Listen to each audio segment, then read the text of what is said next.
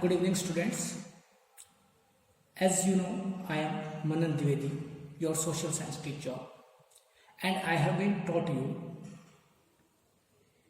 3 chapters of your economics books, and now we have been running in our geography book in chapter 1, resources and development. बच्चों, मैं आपको आपकी कक्षा 10 की economics के 3 पार्ट पढ़ा चुका हूँ और अभी हम जो पार्ट पढ़ रहे थे उसका नाम है संसाधन और विकास, जो कि हमारे भूगोल की किताब का पहला chapter. In this chapter I have taught you about the definition of resources and the classification of resources. इस किताब में मैं आपको संसाधन की परिभाषा और संसाधन के प्रकार के बारे में बता चुका हूं। Let's go ahead with the development of resources. चलिएगा, अब हम ये पढ़ते हैं कि संसाधनों का विकास से क्या तात्पर्य है। You all know that different type of resources are available on this earth's surface, but their distribution is unequal. आप जानते हो कि इस धरातल पर बहुत सारे रिसोर्सेज हैं, but there distribution is unequal. लेकिन उनका जो डिस्ट्रीब्यूशन है वो कैसा है? असमान है। जमीन में for example you can see that there are vital coal resources available in Jharkhand, Bihar, West Bengal and Chhattisgarh. Vital मतलब बहुत सारे।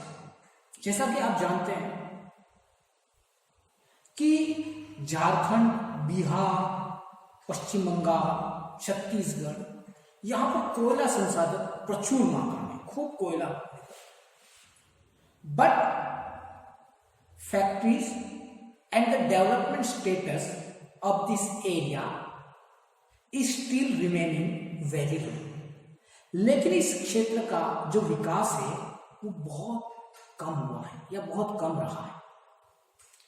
इफ यू जज the quantity of resources as solar energy in Rajasthan, you will find that there is a lot of possibilities for the solar energy. अगर हम राजस्थान में सूर्य ऊर्जा का source देखें तो हम ये पाते हैं कि राजस्थान में बहुत सारी सोलर एनर्जी अवेलेबल है। Wind energy is also available in western Rajasthan, वहां पर पवन ऊर्जा भी है, but due to the lack availability of the water the development is very low. लेकिन इस क्षेत्र में पानी की कमी के कारण विकास जो है बहुत कम रहा। Means there is a great correlation between the availability of resources and development. इससे हमें एक बात समझ में आ गई कि संसाधनों की उपलब्धता और विकास के बीच में एक गहरा संबंध है। Availability of resources and the development, this both are jointly correlated, बहुत ही अच्छे से जुड़े हुए हैं। Resources available, development. लेकिन सभी जगह ये जरूरी भी नहीं है। For example, just I told you that in Jharkhand and Chhattisgarh the coal resource is available but development remain very behind because technology could not reach in these areas, skilled labor could not reach in these areas, or the transportation due to lake transportation activities। इन क्षेत्रों में विकास नहीं हुआ, उसका कारण था, हमने कहा कि संसाधन होगा तो विकास होगा, लेकिन यहां पर विकास नहीं हुआ, उसका पीछे कुछ रीजन है। वहां पर टेक्नोलॉजी नहीं थी, तकनीक वहां तक पहुंच नहीं पाई, क्योंकि होता क्या है, तकनीक विदेशों से आती है मोस्टली, और मोस्टली तकनीक जो है वो कोस्टल रीजन तक ही सीमित रह जाती है। Internal part of India, Bharat के आंतरिक भागों में इसका पहुंचना थोड़ा मुश्किल। Sam, these areas are very far from the metropolitan cities. That's why skilled laborers are not available there. ये जो क्षेत्र है वो मेट्रोपोलियन सिटी से बहुत दूर है, मुंबई कलकत्ता से बहुत दूर है, और इस कारण से यहां पर स्किल्ड लेबर भी अवेलेबल नहीं हो पाती। तो कोई कंपनी खोलना चाहेगा, वो क्या चाहेगा, क्या इन क्षेत्रों में कंपनी खोलना चाहेगा? नहीं, वो क्या चाहेगा कि भैया यहां से मैं कोयला ले जाऊं और दूसरी जगह पर कंपनी खोलूं जहां पर मेरे को स्किल्ड लेबर मिल जाए, जहां पर मुझे टेक्नोलॉजी मिल जाए, जहां पर मुझे ट्रांसपोर्टेशन रिसोर्सेज मिल जाए, यही चाहेगा ना। और ऐसा ही हुआ।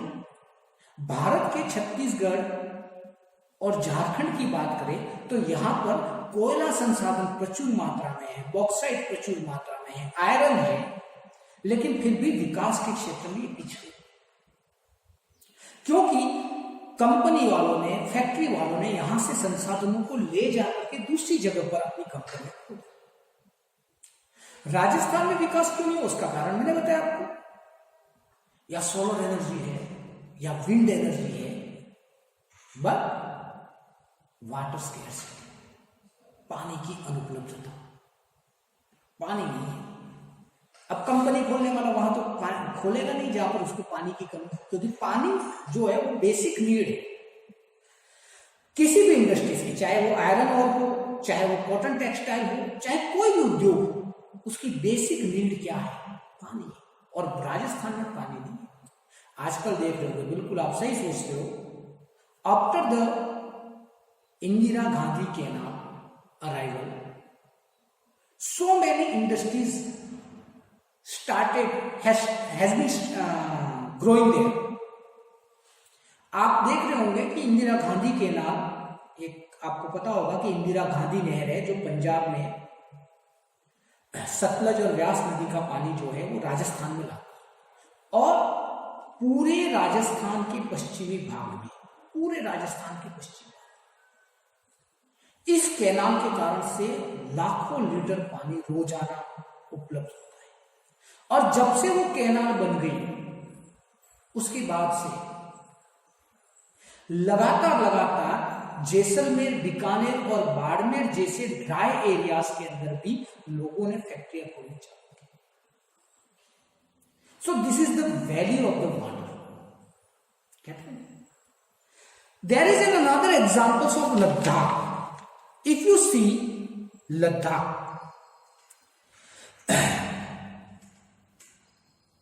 लद्दाख जम्मू कश्मीर में, जम्मू कश्मीर का एक भाग था, आजकल एक यूनियन टेरिटरी है।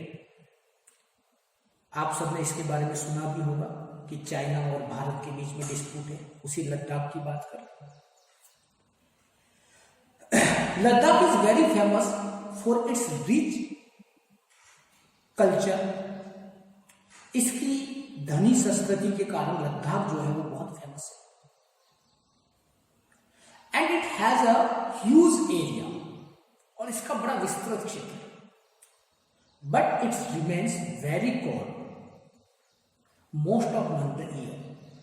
लेकिन साल के अधिकांश समय में ये कैसा रहता है, बहुत ज्यादा ठंडा रहता है, बहुत ज्यादा ठंडा रहता है। और साथ ही साथ the problem of primary infrastructure is also there.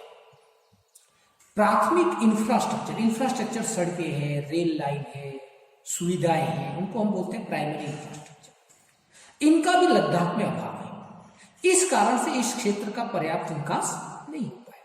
तो अभी हमने देखा कि resources and the development both are correlated, but when we see this correlation on the earth's surface, we find that some areas which are having enough resources but they are not having the development. I described just now that some other factors are there which are as a problem in those areas, and due to those problems the manufacturer don't like to stable their factories in those areas. Due to this reason those areas remain very low developed. मैंने अभी भी बताया कि कुछ क्षेत्रों में संसाधन और विकास दोनों का कोरिलेशन देखने को मिलता है, लेकिन सभी क्षेत्रों में नहीं देखने को मिलता। उसका कारण यह है कि उन क्षेत्रों में कुछ समस्याएं हैं और उन समस्याओं की वजह से मैन्युफैक्चरर मतलब फैक्ट्री लगाने वाला क्या करता है, दूसरी जगह जाकर के फैक्ट्री लगाता है और वो क्षेत्र कैसा रह जाता है, अनडेवलप्ड। जरा सोचो किसी क्षेत्र में फैक्ट्री लगती है तो उसका कितना विकास होता है। फैक्ट्री लगी, कच्चा माल लाया जाएगा,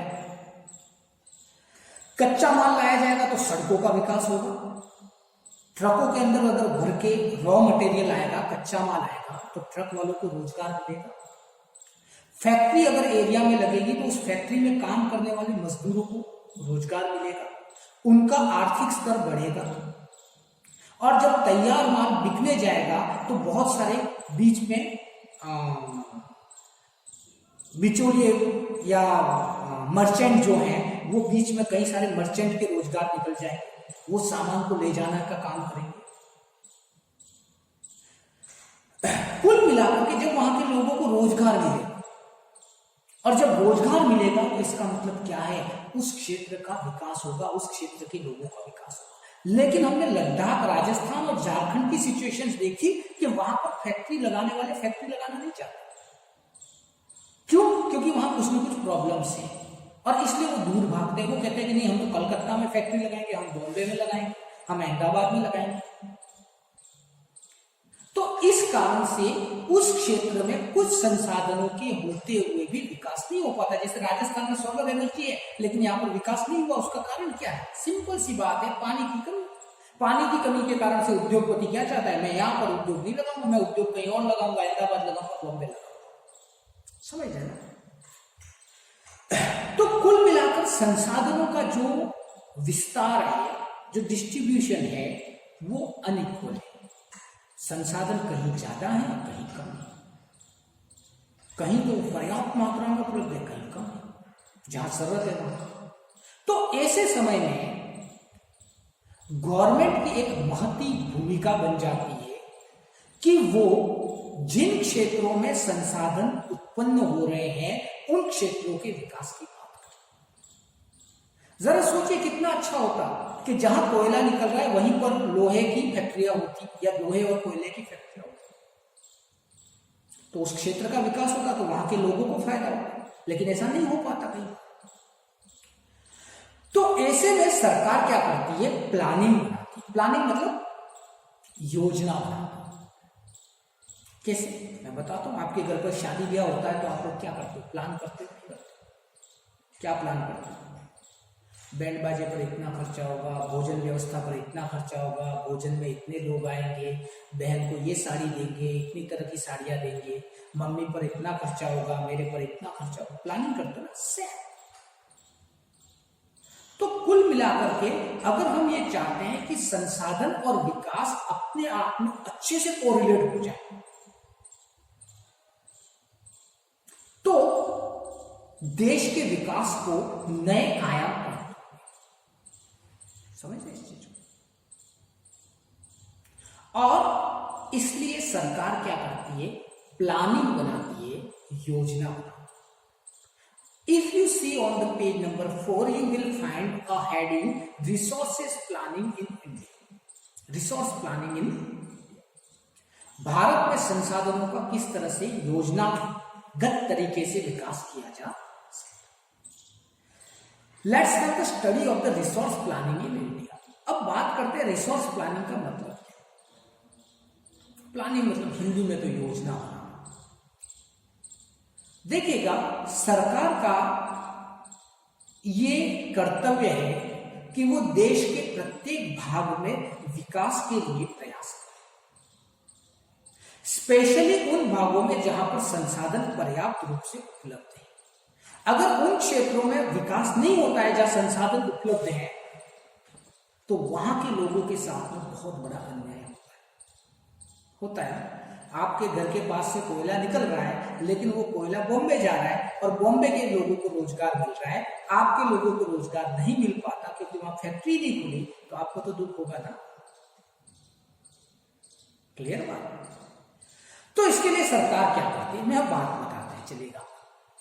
जब हम रिसोर्स प्लानिंग की बात करते हैं तो आपकी किताब में 3 पॉइंट दे रखे हैं जिनके अंदर हम इसको पढ़ेंगे।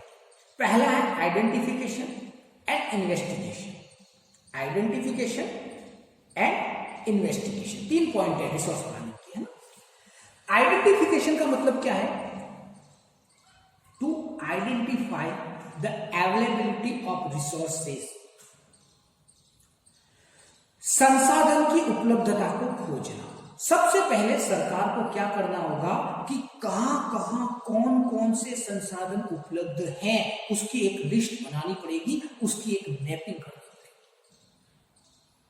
कहां कौन से इन्वेस्टिगेशन करना पड़ेगा कि कौन कौन से संसाधन कहां है। सोलर एनर्जी कहां मिल सकती है, कोयले की एनर्जी कहां मिल सकती है, लोहा कहां मिल सकता है, कॉपर कहां मिल सकता है, और उसको एक मैप पर दिखाना। अब इसके लिए सरकार क्या करती है? इन्वेस्टिगेशन मतलब खोजना।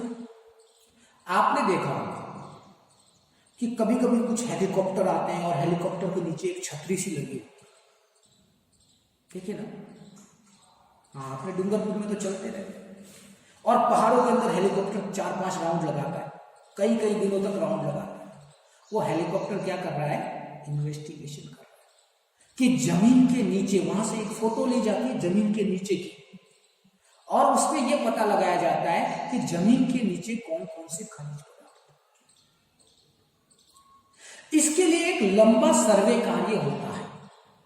तो जब हम इन्वेस्टिगेशन एंड आइडेंटिफिकेशन की बात करेंगे तो इसके अंदर बहुत सारी चीजें आ जाती हैं। सर्वे मतलब पहले खोजबीन की जाती है कि कहां खनिज है, फिर उनको मैपिंग करनी पड़ती है कि कहां कहां देश के किस किस भाग में कौन कौन से। ये होने के बाद हमें एक मोटा मोटा अनुमान प्राप्त होता है कि संपूर्ण भारत देश के अंदर कहां कहां किस किस तरह के संसाधन उपलब्ध हैं। देखिएगा, हमें पता चल गया मेरे पास में ये संसाधन है, तो ही तो मैं आगे काम कर पाऊंगा, वरना आगे काम नहीं। तो पहला काम तो आपको समझ में आ गया, इन्वेस्टिगेशन, खोजबीन करना, और उसके लिए सर्वे करते हैं, मैपिंग करते हैं। फिर क्या करते हैं? सेकंड स्टेप जो है planning the structure. Planning the structure, हम एक प्राइमरी इंफ्रास्ट्रक्चर बनाते हैं और हम ये प्लान करते हैं कि किन किन संसाधनों की उपलब्धता, जिन जिन संसाधनों की उपलब्धता हमें है, उनके लिए हम किस तरह की टेक्नोलॉजी हमारे पास है और उनका हम उपयोग कैसे कर सकते हैं, इसके लिए एक प्लान बनाते हैं। जैसे हमें पता चल गया कि उत्तर प्रदेश में गन्ना पैदा होता है, तो हम ये प्लानिंग कर सकते हैं कि उत्तर प्रदेश में जो गन्ना पैदा होता है उस गन्ने का उपयोग हम कैसे करें। तो हम वहां पर गांवों में फैक्ट्रियां लगवाएं जिससे गन्ने से शुगर बने, समझ लेना। तो ये क्या कहलाता है? प्लानिंग द स्ट्रक्चर, है ना। स्ट्रक्चर के लिए हम प्लान करें। अब हमें पता चलेगा कि यार गन्ने को फैक्ट्री तक ले जाने के लिए सड़कें चाहिए, तो हम पहले सड़कों को भी प्लान करें। अगर सड़कें मिलेंगी ही नहीं तो वहां पर जाकर के कौन मैन्युफैक्चरर गन्ने की फैक्ट्री खोलेगा, शक्कर की फैक्ट्री खोलेगा क्या? आपको कहीं गन्ना खूब सारा मिल रहा है लेकिन शक्कर बनने के बाद उसको ले जाने के लिए सड़कें अच्छी नहीं मिल रही है, तो आप वहां फैक्ट्री खोलना पसंद करोगे क्या? जब बिजनेसमैन अपनी फैक्ट्री खोलता है तो बहुत सारी चीजें, जरा सोचिएगा, आपने फैक्ट्री डाल दी कि भैया मैं तो गन्ने से शक्कर बनाऊंगा, और वहां पर पता चला लाइटें ही नहीं आती, मशीनें चलती नहीं, आप पसंद करोगे क्या? तो जब फैक्ट्री डालते हैं तो प्राइमरी इंफ्रास्ट्रक्चर की प्लानिंग करनी पड़ती है कि वहां पर हमको भौतिक मूलभूत सुविधाएं मिलेंगी या नहीं, है? तो इस चीज को प्लान किया जाता है। तो पहली चीज तो आइडेंटिफिकेशन ऑफ रिसोर्स है, दूसरा प्लानिंग फॉर द स्ट्रक्चर, और तीसरा जो है वो ओवरऑल नेशनल डेवलपमेंट प्लान के साथ में रिसोर्स डेवलपमेंट प्लान को जोड़। जब हम रिसोर्सेस का सर्वे पूरे देश के आधार पर करेंगे और जब हम देश की प्लानिंग बनाएंगे तो कौन सा उद्योग, कहीं ऐसा नहीं कि जहां गन्ना पैदा होता है वहां पर कपड़ा उद्योग स्थापित कर दो, गड़बड़ हो जाएगा ना। कि जहां ऊन पैदा होता है वहां पर सूती कपड़े का उद्योग लगा दो, फैक्ट्री लगा दो, चल जाएगा। जहां लकड़ी पैदा होती है वहां पर ऑब्वियसली बैट बना सकते हो, हॉकी स्टिक्स बना सकते हो, वहां पर वो उद्योग स्थापित कर सकते हो। जहां पर लकड़ी पैदा होती है वहां फर्नीचर उद्योग हो सकता है, जहां पर गन्ना पैदा होता है वहां शुगर। तो हमको ये आइडेंटिफाई करना पड़ेगा कि किस क्षेत्र में कौन सा उद्योग लगाना चाहिए, और जब हम ये आइडेंटिफाई कर देंगे तो हमें हमारी नीड्स और मार्केट नीड्स को लेकर चलना है, और फिर हमारे देश की प्लानिंग को according to the availability of resources in different area match करना है। समझ? तो हमारे ये 3 स्टेप्स जो दे रखे हैं प्लानिंग के, ये हमारे सीबीएसई बोर्ड एग्जाम के लिए भी महत्वपूर्ण है। पहला step identification and investigation of the resources, second step planning, structure and pre-infrastructure development, and third point is matching the resource development plans with the national development plan. इन 3 तरीकों से हम देश की प्लानिंग कर सकते हैं और सरकारें ऐसा कर भी रही है। और माननीय प्रधानमंत्री श्री नरेंद्र मोदी जी द्वारा इस बात पर विशेष जोर दिया जा रहा है कि उन क्षेत्रों में उन्हीं उद्योगों का विकास किया जाए जैसे वहां का रिसोर्सेज डेवलपमेंट रिसोर्स प्राप्त होता है वहां पर। साथ ही साथ उन फैक्ट्रियों में काम करने के लिए स्किल्ड लेबर चाहिए, तो उसके लिए वहां पर ऐसे विश्वविद्यालय खोले जाते हैं जो उस उद्योग में काम करने वाले लोगों को शिक्षित कर सके। तो ये टोटल प्लानिंग होती है। वहां पर स्कूल कॉलेजेस खोली जाएंगे जिनमें उस फैक्ट्री में काम करने के लिए मजदूरों को स्किल्ड किया जाएगा, है ना, उनको सिखाया जाएगा। वैसे विश्वविद्यालय स्थापित होने चाहिए, वहां पर रोड वगैरह डेवलप होने चाहिए, बिजली के रहने की सुविधा। तो ये सारा का सारा डेवलपमेंट के अंदर आता है, और इन प्लानिंग ये सब सारा का सारा प्लानिंग के अंदर आता है, योजना के अंतर्गत आता है। किसी भी देश की योजना को बनाने के 3 चरणों के बारे में हमने अध्ययन किया। मैं उम्मीद करता हूं आपको ये समझ में आया होगा। कल हम एक रिसोर्स को अलग अलग लेंगे, लैंड रिसोर्स पढ़ेंगे, फिर वेजिटेशन रिसोर्स पढ़ेंगे, इस तरह से पढ़ेंगे। क्लियर? थैंक यू, धन्यवाद।